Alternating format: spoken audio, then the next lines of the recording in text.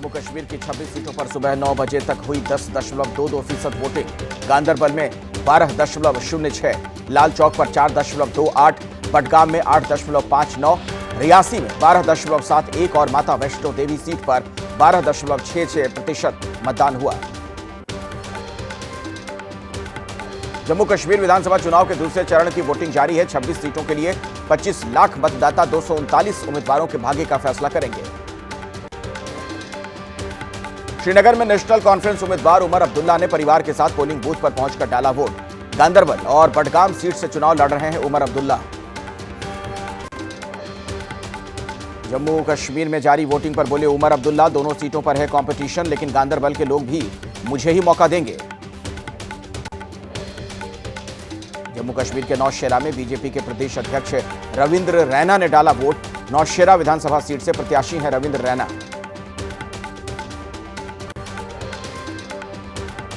दूसरे चरण के लिए जम्मू कश्मीर के गांदरबल में वोटिंग जारी है। वोट डालने के बाद वोटरों ने लगाए पौधे।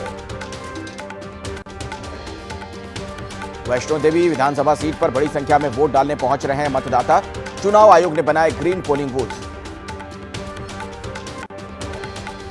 जम्मू कश्मीर के रियासी में पोलिंग बूथ पर वोटिंग जारी है। 102 साल के बुजुर्ग ने डाला वोट। बढ़ चढ़कर लोग मतदान में हिस्सा ले रहे हैं। जम्मू कश्मीर में दूसरे चरण के चुनाव के तहत चप्पे चप्पे पर सुरक्षा बलों का पहरा। श्रीनगर के लाल चौक पर सुरक्षा के कड़े इंतजाम।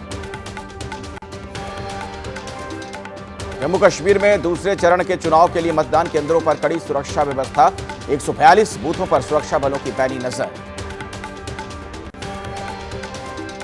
कांग्रेस नेता राहुल गांधी आज जम्मू कश्मीर में युवाओं से बातचीत करेंगे।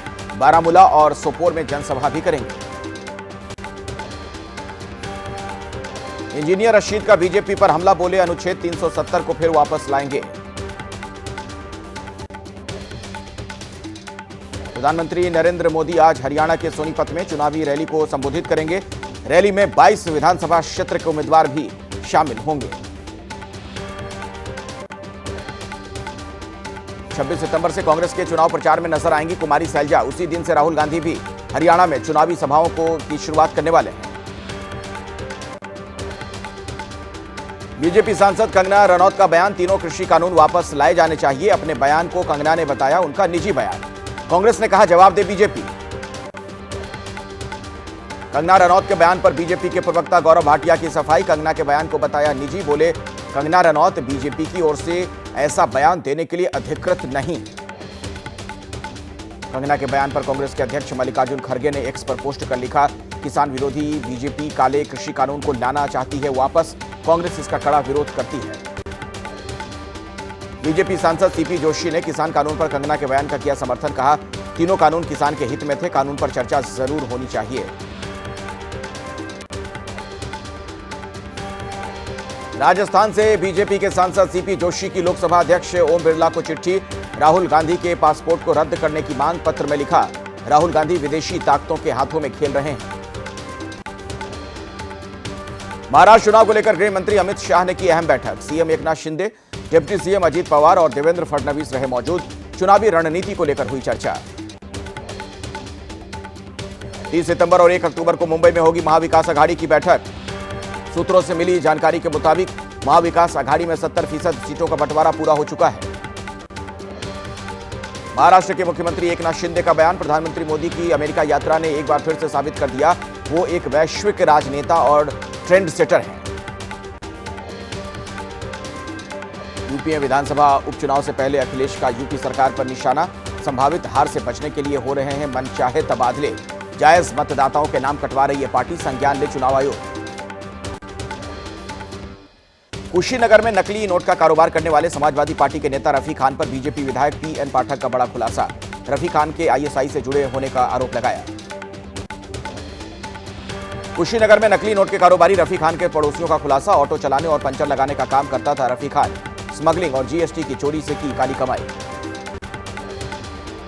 तेलंगाना में बीआरएस के कार्यकारी अध्यक्ष केटीआर ने सीएम रेवंत रेड्डी पर लगाया 8,888 करोड़ के घोटाले का आरोप।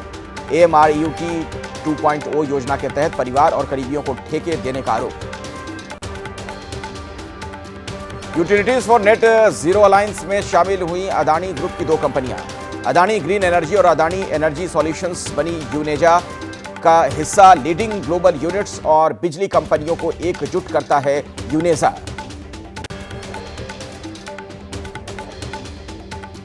गुजरात के साबरकांठा में ट्रेलर से टकराई कार, हादसे में 7 लोगों की मौके पर मौत, एक की हालत गंभीर। अमेठी में 2 ट्रकों की भीषण टक्कर, हादसे में दोनों ट्रक चालकों की मौत। ममता स्टील फैक्ट्री के पास हुआ हादसा। यूपी के फतेहपुर में हाई टेंशन लाइन के पोल से टकराकर डंपर में लगी आग, सड़क पर धू धू कर जला ट्रक, चालक परिचालक ने कूदकर बचाई जान। तेलंगाना के वारंगल में सड़क पर पलटी मछलियों से भरी गाड़ी, मछलियां लूटने के लिए लोगों में मची होड़। हैदराबाद में हुबली सोलापुर के बीच हैदराबाद एक्सप्रेस ट्रेन हुई डिरेल, हादसे में नहीं हुआ किसी तरह का नुकसान, रेल लाइन क्षतिग्रस्त होने से कई ट्रेन रद्द।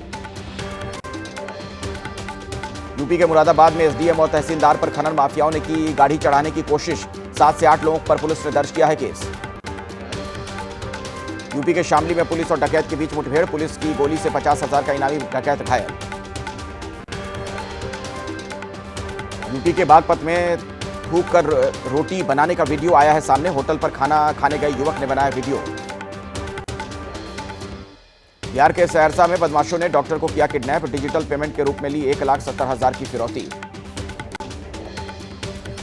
यूपी के उन्नाव में ऑनलाइन गेमिंग में सिपाही ने हारे करीब 15 लाख रुपए, सिपाही ने एसपी से लगाई मदद की गुहार, सभी सिपाहियों से 500 रुपए की मांग, मदद न मिलने पर आत्महत्या करने की कही बात।